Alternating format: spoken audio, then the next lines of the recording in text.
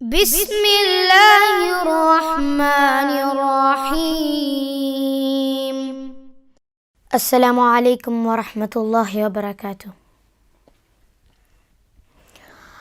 أعوذ بالله من الشيطان الرجيم. بسم الله الرحمن الرحيم. الحمد لله رب العالمين الرحمن الرحيم مالك يوم الدين إياك نعبد وإياك نستعين اهدنا الصراط المستقيم صراط الذين أنعمت عليهم غير المغضوب عليهم ولا الضالين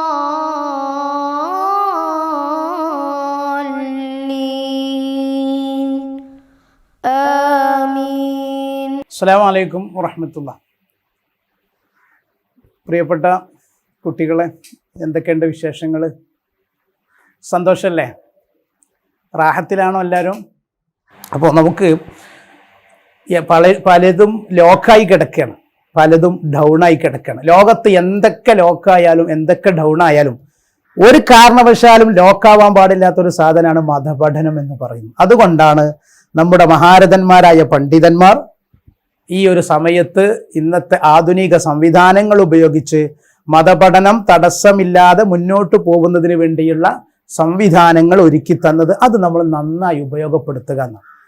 ഇനി മദ്രസ തുറന്നിട്ടാവാലോ പഠിക്കാൻ എന്ന് നമ്മൾ ചിന്തിച്ചാൽ മദ്രസ തുറക്കാൻ സമയം വൈകുമ്പോൾ ഈ ഭാഗങ്ങൾ ഇവിടെ ഇത് ബാക്കി നിൽക്കും. അല്ലെങ്കിൽ ഇത് ഉസ്താദുമാരെ എടുക്കാൻ നിൽക്കുമ്പോൾ അവസാന വാർഷിക പരീക്ഷ എത്തുമ്പോൾ നിങ്ങൾക്ക് പല ഭാഗങ്ങളും ഉസ്താദുമാർക്ക് എടുത്തു തീർക്കാൻ സാധിക്കാതെ വരികയും അങ്ങനെ നിങ്ങൾ പരീക്ഷാ ഹാളിലെത്തുമ്പോൾ അപ്പോൾ നിങ്ങൾക്ക് വിഷമമുണ്ടാവും. അതിനുപരി നിങ്ങൾക്ക് പലതും പഠിക്കാൻ കഴിയാതെ വരും. ഒരു വർഷത്തെ പഠനത്തിന്റെ പ്രധാനപ്പെട്ട ഒരു ഭാഗം നഷ്ടപ്പെടുക എന്ന് പറഞ്ഞാൽ അത് വലിയൊരു നഷ്ടം. എന്തായാലും പ്രിയപ്പെട്ട മക്കളെ, നമുക്ക് വിഷയത്തിലേക്ക് വരാം. അതിനു മുമ്പ് നമുക്ക് ഒരു കഥ പറയാം. കഥ ഇഷ്ടമാണോ? കഥ എല്ലാവർക്കും ഇഷ്ടമാണ് അല്ലേ? കഥ ഇഷ്ടമാണ്. കഥ ഇഷ്ടപ്പെടാത്തവരുണ്ടാവില്ല.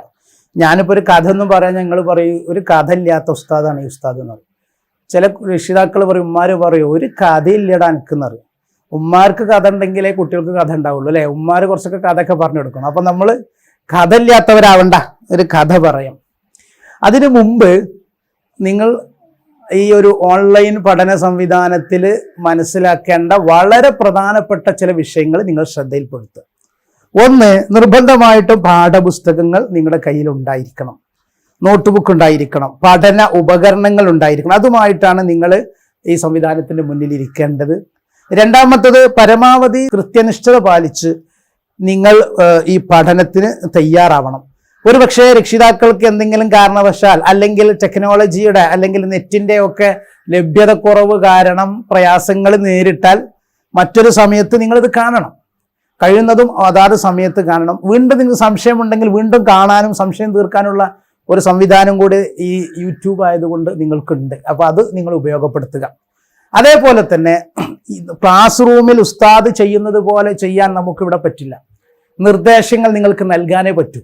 നിങ്ങൾ എത്രത്തോളം വായിക്കുന്നുണ്ട്, നിങ്ങൾ എത്രത്തോളം പഠിച്ചിട്ടുണ്ട്, പഠിച്ചത് മനസ്സിലാക്കിയിട്ടുണ്ട്, നിങ്ങൾ എത്രത്തോളം ഗ്രഹപാഠങ്ങൾ ചെയ്യുന്നുണ്ട് എന്നൊന്നും അറിയാൻ ക്ലാസ് റൂം പോലെ സംവിധാനം ഇല്ല. അതുകൊണ്ട് പ്രിയപ്പെട്ട മക്കൾ ശ്രദ്ധിക്കേണ്ടത്, ഇവിടെ നിന്ന് പറയുന്ന നിർദ്ദേശങ്ങൾ കൃത്യമായി നിങ്ങൾ പാലിക്കണം. 2-3 തവണ നിങ്ങൾ വീട്ടിൽ ഇരുന്നിട്ട് പഠിക്കണം, വായിക്കണം എന്ന് പറഞ്ഞാൽ ആ 2 എന്നുള്ളത് 3 എന്നുള്ളത് 2 ചുരുങ്ങരുത്, അത് 5 വർദ്ധിപ്പിക്കാന്ന്. ഈ ഒരു പാരഗ്രാഫ് നിങ്ങൾ എഴുതണം, ഇന്ന ഭാഗങ്ങൾ നിങ്ങൾ എഴുതിയെടുക്കണം എന്ന് പറഞ്ഞാൽ അത് തീരെ എഴുതാതിരിക്കരുത്. ഒരു പാരഗ്രാഫ് എന്ന് പറഞ്ഞത് 2 പാരഗ്രാഫ് എഴുതി കൂട്ടുക എന്നല്ലാതെ അപ്പൊ നോക്കാൻ ആളില്ലല്ലോ, അല്ലെങ്കിൽ ഈ ക്ലാസ് റൂം മദ്രസയിൽ വെച്ച് പഠനം തുടങ്ങിയിട്ടില്ലല്ലോ എന്ന രീതിയിൽ ഇവിടെ നിന്ന് നൽകുന്ന നിർദ്ദേശങ്ങളെ നിസ്സാരമായി കാണരുത്. അതുകൊണ്ട് തന്നെ അക്കാര്യങ്ങളും നിങ്ങൾ വളരെ ഗൗരവത്തിൽ ശ്രദ്ധിക്കണം. ഓരോ നിർദ്ദേശങ്ങളും ചെയ്യാൻ പറയുന്ന കാര്യങ്ങളൊക്കെ ചെയ്ത് വളരെ കൃത്യമായി നിങ്ങൾ മുന്നോട്ട് വരണമെന്നുണ്ട്. ഇപ്പോൾ കുട്ടികൾ 2-3 തരമുണ്ട്. ഒന്ന് അത്യാവശ്യം കുഴപ്പമില്ലാത്ത കുട്ടികൾ, പിന്നെ ഒരു ആവറേജ് കുട്ടികൾ എന്ന് പറയും. രണ്ടാമത്തത് ഗുഡ്, പിന്നെ മൂന്നാമത്തത് എക്സലൻസ്. നിങ്ങൾ ഏതിലെ പെടാം? നിങ്ങൾ ഗുഡാണോ അല്ലെങ്കിൽ വെരി ഗുഡാണോ? നിങ്ങൾ മിടുക്കരാണോ? എന്നോട് ചോദിക്കാൻ നിങ്ങൾ മിടുക്കരാണോ എന്ന് ചോദിച്ചാൽ ഞാൻ പറയും നിങ്ങൾ മിടുക്കരല്ല എന്ന് പറയും. വിഷമായോ?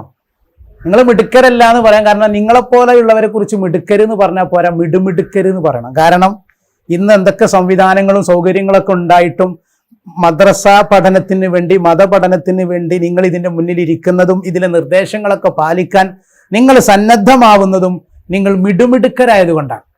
ആവറേജും അല്ല, ഗുഡും അല്ല, നിങ്ങൾ എക്സലൻ്റ് ആണ്. വളരെ മിടുമിടുക്കരായ നല്ല മക്കളാണ് നിങ്ങൾ.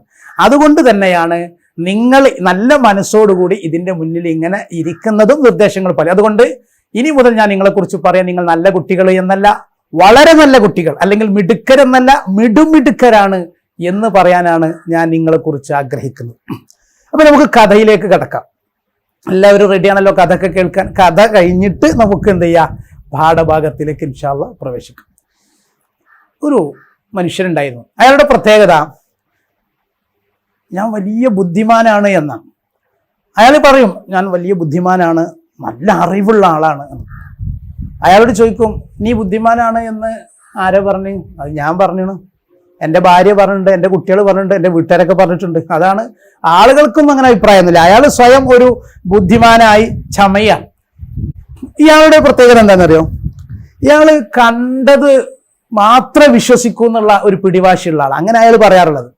കേട്ടതൊന്നും വിശ്വസിക്കാൻ എന്നെ കിട്ടൂല, കണ്ടു ബോധ്യപ്പെട്ടത് മാത്രമേ ഞാൻ വിശ്വസിക്കൂ എന്ന് ഇയാൾ പറയാം. അങ്ങനെ ഇയാൾ ഒരാളുമായി ഒരിക്കൽ സംസാരിക്കാൻ ഇടവന്നു. ഈ ബുദ്ധിമാൻ എന്ന് പറയുന്ന ആള് മറ്റൊരാളോട് സംസാരിക്കാൻ ഇടവന്നപ്പോ ഇയാൾ ചോദിച്ചു, നിങ്ങളെക്കുറിച്ച് ഇങ്ങനെ കേൾക്കുന്നുണ്ടല്ലോ, നിങ്ങൾ വലിയ ബുദ്ധിമാനാണ്, അറിവുള്ള ആളാണോ? ഞാൻ ഈ നാട്ടിൽ എന്നെ പോലെ ചിന്തയും ബുദ്ധിയുള്ള ആള് വേറെ ഇല്ല എന്നാണ് എനിക്ക് മനസ്സിലായിട്ടുള്ളത്. പിന്നെ ആർക്കാ മനസ്സിലായത്? പിന്നെ എൻ്റെ വീട്ടുകാരൊക്കെ പറയലുണ്ട് ഞാൻ ഉഷാറാണ്. നാട്ടുകാർക്ക് അഭിപ്രായം ഉണ്ടോ? നാട്ടുകാർക്ക് അഭിപ്രായം ഉണ്ടാവാൻ അവർക്ക് വിവരം വേണ്ടേ എന്നാണ് ഇയാൾ പറയുന്നത്. അപ്പൊ അയാളോട് ചോദിച്ചു, നിങ്ങൾക്ക് കണ്ടത് മാത്രമേ, കണ്ട് ബോധ്യപ്പെട്ടത് മാത്രമേ വിശ്വസിക്കൂ എന്നൊരു സ്വഭാവം നിങ്ങൾക്കുണ്ട്, കേട്ടതൊന്നും വിശ്വസിക്കൂല എന്നാണ് നിങ്ങളുടെ ഒരു രീതി എന്ന് ഞാൻ കേട്ടു, ശരിയാണോ? ഓ ശരിയാണ്. ബുദ്ധിമാനായ മനുഷ്യൻ കണ്ട് ബോധ്യപ്പെട്ടത് വിശ്വസിക്കൂ, കേട്ടത് വിശ്വസിക്കൂല. മക്കളെ അഭിപ്രായം എന്താ? ഇയാളെ ഈ പറഞ്ഞതിനോട് നിങ്ങളുടെ അഭിപ്രായം എന്താ? കേട്ടതൊന്നും വിശ്വസിക്കാൻ പാടില്ല, കണ്ടു ബോധ്യപ്പെട്ടത് മാത്രമേ വിശ്വസിക്കാൻ പാടുള്ളൂ എന്നാണോ? അത് ബുദ്ധിയാണോ അല്ലെങ്കിൽ ബുദ്ധിശൂന്യതയാണോ? അത് വിഡ്ഢിത്തമാണോ അല്ലെങ്കിൽ നല്ല ചിന്താർഹമായ കാര്യമാണോ? നിങ്ങളൊന്ന് ആലോചിച്ച്. ഒരു കാര്യം നമ്മൾ ശ്രദ്ധിക്കണം, കേട്ടതെല്ലാം വിശ്വസിക്കാൻ പാടില്ല. കാരണം നമ്മൾ പഠിച്ചിട്ടുണ്ട്, അല്ലെങ്കിൽ നമ്മൾ പഠിക്കാനിരിക്കുന്നുണ്ട്, കേട്ടത് മുഴുവൻ വിശ്വസിക്കുക എന്നുള്ളത് നല്ല സ്വഭാവമല്ല. കാരണം ഇന്ന് ഫേക്ക് ന്യൂസുകളുടെ കാലപ്പുറത്ത് എന്നും അങ്ങനെ തന്നെയാണ്, കേട്ടതുമായി വിശ്വസിക്കാൻ പാടില്ല. ഇന്ന് വ്യാജ വാർത്തകളുടെ, ഫേക്ക് ന്യൂസുകളുടെ ഒരു കാലമാണ്. അതുകൊണ്ട് തന്നെ അതിൻ്റെ സത്യാവസ്ഥ നമ്മൾ ബോധ്യപ്പെടണം. ആരാണ് നമ്മോട് ആ വാർത്ത പറഞ്ഞത് നമുക്ക് ബോധ്യപ്പെടണം, എന്നാലേ വിശ്വസിക്കാൻ പറ്റുള്ളൂ. ചിലത് തള്ളേണ്ടി വരും, ചിലത് കൊള്ളേണ്ടി വരും, ചിലത് സ്വീകരിക്കേണ്ടി വരും, ചിലത് ഒഴിവാക്കേണ്ടി വരും. അപ്പൊ എന്തായാലും ഇയാൾ പറയുന്നത് കണ്ടതേ ബോധ്യപ്പെട്ടതേ ഞാൻ വിശ്വസിക്കുന്നു. പക്ഷെ ഇയാൾ പറഞ്ഞതിൽ ഒരു കുഴപ്പം എന്താന്ന് വെച്ചാൽ, കേട്ടത് ഒന്നും വിശ്വസിക്കൂല എന്ന് പറയാൻ പറ്റൂല. കേട്ടത് ചിലത് വിശ്വസിക്കേണ്ടി വരും, കേട്ടത് മുഴുവൻ വിശ്വസിക്കാനും പറ്റൂല, അല്ലെ? അതാണ് ശരിയായ രീതി.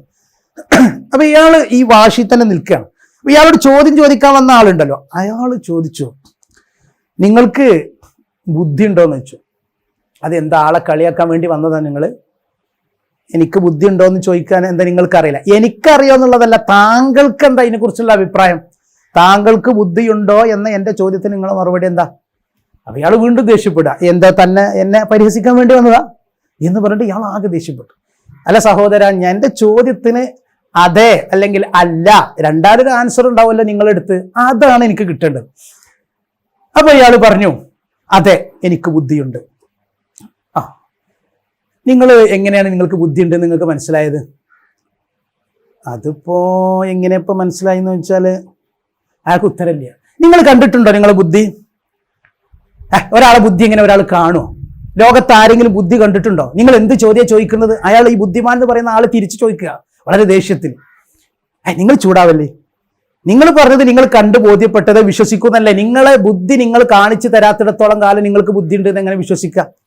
അല്ല അത് പിന്നെ എങ്ങനെയാണ് നിങ്ങൾക്ക് ബുദ്ധി ഉണ്ടെന്ന് ഈ പറയുന്ന എനിക്കും നാട്ടുകാർക്കും നിങ്ങൾക്കും ബോധ്യപ്പെട്ടത്? അത് എൻ്റെ സംസാരത്തിൽ നിന്ന്, എൻ്റെ പ്രവൃത്തിയിൽ നിന്ന്. ബുദ്ധിയുള്ളവരുടെയും ബുദ്ധിയില്ലാത്തവരുടെയും സംസാരവും പ്രവൃത്തിയും കണ്ടാൽ ഒരാൾക്കറിയാം, ബുദ്ധിയുള്ള വേറെ ആൾക്കറിയാം ഇയാൾക്ക് ബുദ്ധി ഉണ്ടോ ഇല്ല. അപ്പൊ നിങ്ങളുടെ പ്രവർത്തനങ്ങളും നിങ്ങളുടെ സംസാരങ്ങളും നിങ്ങളുടെ ഇടപെടലുകളൊക്കെ കണ്ടിട്ടാണ് ബുദ്ധി ഉണ്ടെന്ന് നിങ്ങൾ വിശ്വസിക്കുന്നത്, നാട്ടുകാർ വിശ്വസിക്കുന്നത്. നിങ്ങൾ കണ്ടിട്ടല്ല, നിങ്ങൾ കണ്ടിട്ടേ വിശ്വസിക്കുമെന്ന് പറഞ്ഞ ആള് നിങ്ങൾ ബുദ്ധി കണ്ടിട്ടല്ല. എന്നാ ഒരു ചോദ്യം കൂടി ഉണ്ട്. എന്താണത്? നിങ്ങൾക്ക് ജീവനുണ്ടോ? നിങ്ങൾ മയ്യത്താണോ? നിങ്ങൾക്ക് ജീവൻ ഉണ്ടോ? അല്ല, നീ രാവിലെ തന്നെ ആളെ പരിഹസിക്കാനായിട്ട് ഇറങ്ങിയ തന്നെ എന്ത് ചോദ്യമാണ് ഇതപ്പോ? വലിയ ചോദ്യം, വലിയ കാര്യത്തിൽ വലിയ ചോദ്യം ചോദിക്കണം എന്ന് വന്നിട്ട് എൻ്റെ അടുത്തേക്ക് വന്നിട്ട് രാവിലെ എന്നെ വിളിച്ചു വരുത്തിയിട്ട് ഇത് ചോദിക്കാനാണ് വന്നത്, എനിക്ക് ജീവൻ ഉണ്ടോന്ന്. അല്ല, എൻ്റെ ചോദ്യത്തിന് നിങ്ങൾ കൃത്യമായ ഉത്തരം യെസ് ഓർ നോ. ഒന്നുകിൽ യെസ് എന്ന് പറയാം, അല്ലെങ്കിൽ നോ എന്ന് പറയാം. അവസാനം അയാൾ നിർബന്ധിതനായിട്ട് അയാൾ പറഞ്ഞു എനിക്ക് ജീവനുണ്ട്. യെസ്, അതെ ഉണ്ട്. എന്നാ നിങ്ങളത് കാണിച്ചു തരണം. അതെങ്ങനെ ജീവൻ കാണിച്ചു തരാം? നിങ്ങളാണല്ലോ പറഞ്ഞത്, ഇതുവരെ പറഞ്ഞു നടന്നിരുന്നത് കണ്ടതേ വിശ്വസിക്കുന്നു. നിങ്ങൾക്ക് ജീവനുണ്ട് എന്ന് നിങ്ങൾ എന്തുകൊണ്ടാണ് വിശ്വസിക്കുന്നത്? അപ്പൊ പറഞ്ഞു ഞാൻ എൻ്റെ ചലനങ്ങള് പ്രവർത്തനങ്ങൾ നടക്കുന്നുണ്ട്, സംസാരിക്കുന്നുണ്ട്. അല്ല, അപ്പൊ ഒരാളിങ്ങനെ കിടക്കുക, അനങ്ങാതെ കിടക്കുകയാണ്, അയാൾ ചലനങ്ങളൊന്നുമില്ല, ICU കിടക്കുക. അയാള് പുറത്തുനിന്ന് ഇങ്ങനെ നോക്കിയാൽ അയാള് മയ്യത്ത് പോലെയാണ്. അയാൾക്ക് ജീവനുണ്ടെന്ന് എങ്ങനെ അറിയാം? അത് ഡോക്ടർമാർ വന്നിട്ട് പരിശോധിച്ചിട്ട് ആധുനിക സംവിധാനങ്ങളൊക്കെ വെച്ച് നോക്കിയിട്ട് ആ മനുഷ്യൻ ജീവനുണ്ടോന്ന് അറിയും. ശ്വാസോച്ഛ്വാസം ഉണ്ടോ എന്ന് നോക്കിയിട്ട്, അയാളുടെ നാഡിമിടിപ്പ് നോക്കിയിട്ട്, ഹൃദയ പ്രവർത്തനങ്ങൾ നോക്കിയിട്ട്, ആന്തരിക അവയവങ്ങളുടെ പ്രവർത്തനങ്ങളൊക്കെ നോക്കിയിട്ട് ജീവനുണ്ടോ ജീവനില്ലയോ എന്ന് അറിയും. പക്ഷെ അവർ ജീവൻ കണ്ടിട്ടുണ്ടോ? ഈ ഡോക്ടർമാർ ജീവൻ കണ്ടിട്ടുണ്ടോ? ഇല്ല. കണ്ടതേ വിശ്വസിക്കൂ എന്ന് പറയുന്ന നിങ്ങൾ ജീവൻ കണ്ടിട്ടുണ്ടോ? ഇല്ല, കണ്ടിട്ടില്ല. എന്നാൽ നിങ്ങൾ വിശ്വസിക്കുന്നുണ്ടോ? വിശ്വസിക്കുന്നുണ്ട്.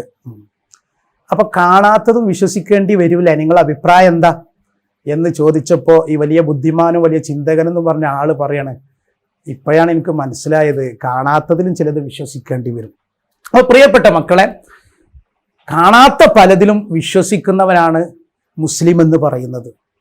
കണ്ടത് മാത്രമേ വിശ്വസിക്കൂ എന്നുള്ളത് ഏറ്റവും വലിയ വിഡ്ഢിത്തമാണ്. അങ്ങനെയാണെങ്കിൽ പല സത്യങ്ങളെയും നമ്മൾ അനുഭവിച്ചു കൊണ്ടിരിക്കുന്ന പല സത്യങ്ങളെയും നിഷേധിക്കേണ്ടി വരും. കാരണം അള്ളാഹു ഉണ്ട് എന്നതിന് കാഴ്ച, അള്ളാഹുവിനെ നമ്മൾ കണ്ടിട്ടല്ല വിശ്വസിക്കുന്നത്, അതിനൊരുപാട് തെളിവുകൾ, നേരത്തെ ജീവനുള്ളതിന് തെളിവ് പറഞ്ഞതുപോലെ, ബുദ്ധിയുണ്ട് എന്നതിന് തെളിവ് പറഞ്ഞതുപോലെ ഇതിന് നമുക്ക് തെളിവുകൾ ഇഷ്ടം പോലെയുണ്ട്.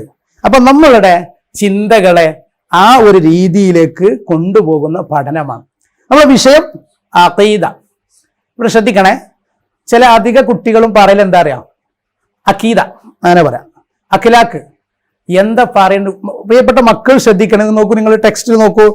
അഖീദ, ഐൻ, ഖാഫ്, യാ, ദാൽ, പിന്നെ ഒരു ഹാത്താവും.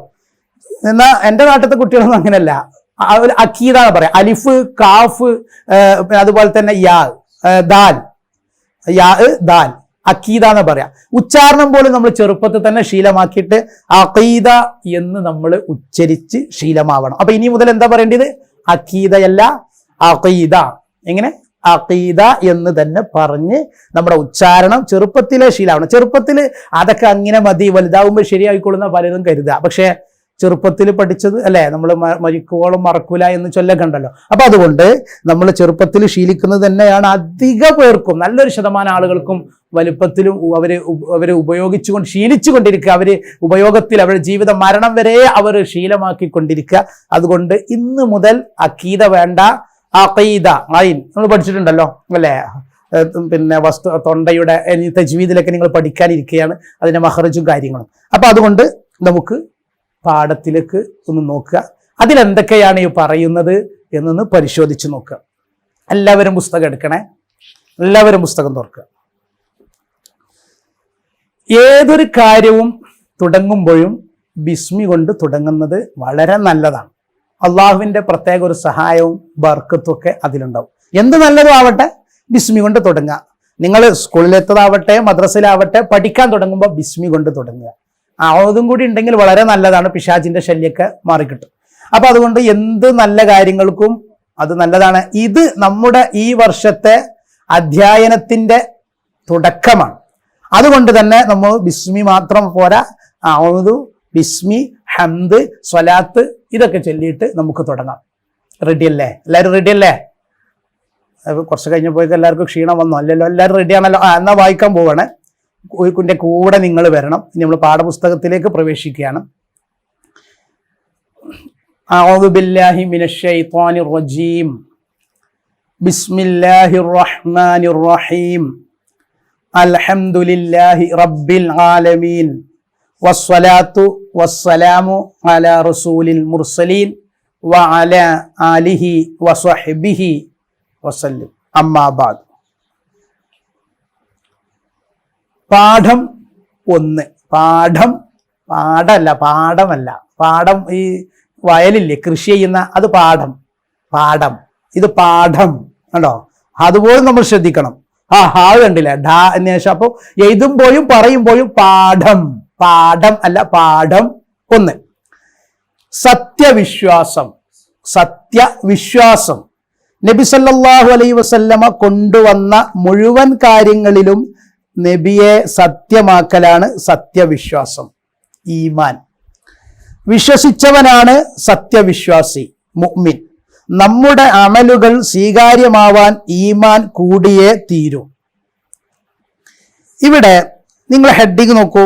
സത്യവിശ്വാസം, സത്യം പ്ലസ് വിശ്വാസം, അതാണ് സത്യവിശ്വാസം. സത്യം കൂട്ടണം വിശ്വാസം, 2 പദങ്ങളാണുള്ളത് അല്ലെ? സത്യ എന്നുള്ളതും വിശ്വാസം എന്നുള്ളതും. ഇനി അത് എഴുതും നോക്കുന്നത് വിശ്വാസം, അങ്ങനെ നോക്കുക. പക്ഷെ വായിക്കുമ്പോൾ എന്താവണം? ഉച്ചരിക്കുമ്പോൾ എന്താവണം? എഴുതിയത് വിശ്വാസമാണെങ്കിലും അത് വിശ്വാസം എന്നാവണം. ഇപ്പൊ നമ്മൾ ഇവിടെ ഈ ബോർഡിലേക്ക് ശ്രദ്ധിച്ചു നോക്കൂ. നിങ്ങൾ അതിൽ എഴുതി നോക്കണേ, മലയാളത്തിൽ എഴുതി നോക്കുകയാണെങ്കിൽ വിശ്വാസം. ആ ഷ എന്നതിന് ശേഷമുള്ള ചിഹ്നം, എന്നതിന് ശേഷമുള്ള ചിഹ്നം വാവിന്റെ സ്ഥാനത്തുള്ള ചിഹ്നമാണ്. അപ്പൊ നമ്മൾ അതെങ്ങനെയാണ്? വിശ്വാസം എന്നാണ് വായിക്കുക. അതും അറബിയിലുണ്ട്, അങ്ങനെ ഒരുപാടുണ്ട്. വേറൊരു പദത്തിനോട് പറയുമ്പോൾ എഴുത്തിലുണ്ടാവും, ഉച്ചാരണത്തിലുണ്ടാവില്ല. അപ്പൊ ചില കുട്ടികളൊക്കെ ഇത് സത്യവിശ്വാസം എന്നല്ലേ എന്നൊക്കെ കൺഫ്യൂഷൻ ഉണ്ടാവും. അപ്പൊ ഒരു സംശയവും നമ്മൾ ബാക്കി വെക്കാൻ പാടില്ല. വായിക്കേണ്ടത് സത്യവിശ്വാസം എന്നാണ്, വിശ്വാസം. അപ്പൊ മലയാളം അറിയുന്നവർക്ക് ശരിക്കും അറബി മലയാളം വായിക്കാൻ അറിയുള്ളൂ കേട്ടോ. മലയാളം അറിയാത്തവർ തെറ്റിക്കും. പക്ഷെ വേറൊന്നുണ്ട്, മലയാളം അറിയാഞ്ഞിട്ടും ശരിയായ അറബി മലയാളത്തിലൂടെ മലയാളം മെച്ചപ്പെടുത്തിയ കുട്ടികളുണ്ട്, ഒരുപാട് കുട്ടികളുണ്ട്. അപ്പൊ അങ്ങനെയും ആവാം. ഇപ്പൊ ഇത് കണ്ടില്ല, ഇത് നമുക്ക് ഇപ്പൊ മനസ്സിലായല്ലോ. അതുപോലെ ഓരോ വിഷയങ്ങൾ വരുമ്പോൾ മലയാളമാണിത്. ഇത് ഒരു അറബി മലയാളം എന്ന് പറഞ്ഞാൽ അങ്ങനെയാണല്ലോ, ഒരു പ്രത്യേക ഒരു ലിപിയാണ്, ഒരു ഭാഷയല്ല. അതുകൊണ്ട് തന്നെ നമ്മൾ മലയാളം അറിയാതിരുന്നാൽ കൺഫ്യൂഷൻ ഉണ്ടാവും, തെറ്റും. പക്ഷെ നന്നായി അറബി മലയാളം പഠിച്ചാൽ മലയാളം കൂടി നന്നാക്കാനും കഴിയും. ഇൻഷാ അല്ലാഹ് നമുക്ക് ഇന്നത്തെ സമയം അവസാനിച്ചിട്ടുണ്ട്. ബാക്കി കാര്യങ്ങളൊക്കെ നമുക്ക് പിന്നീട് വിശദമായിട്ട് അടുത്ത പ്രാവശ്യം നമുക്കൊരു ഗെയിമായിട്ടൊക്കെ വരാം. എല്ലാവരും റെഡിയായിട്ട് ഗെയിമിനൊക്കെ റെഡിയായി വരണം. കഥ കേൾക്കാൻ വരണം. കഥയൊക്കെ കേട്ട് ഗെയിമൊക്കെ കളിച്ച് ബുദ്ധിയൊക്കെ വികസിപ്പിച്ച്. ഞാൻ നേരത്തെ പറഞ്ഞു നിങ്ങൾ ആരും മിടുക്കരല്ല, ഞാൻ അങ്ങനെ ആരോടും പറയില്ല, നിങ്ങൾ മിടുമിടുക്കരാണ്. അള്ളാഹു നമ്മ ഇരുലോക വിജയികൾ ഉൾപ്പെടുത്തി അനുഗ്രഹിക്കട്ടെ. അസ്സലാമു അലൈക്കും വറഹ്മത്തുള്ളാഹി വബറകാതുഹു. സല്ലല്ലാഹു അലാ മുഹമ്മദ് സല്ലല്ലാഹു അലൈഹി വസല്ലം.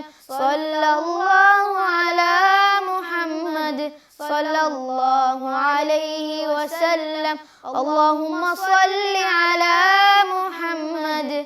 يا رب صل عليه وسلم.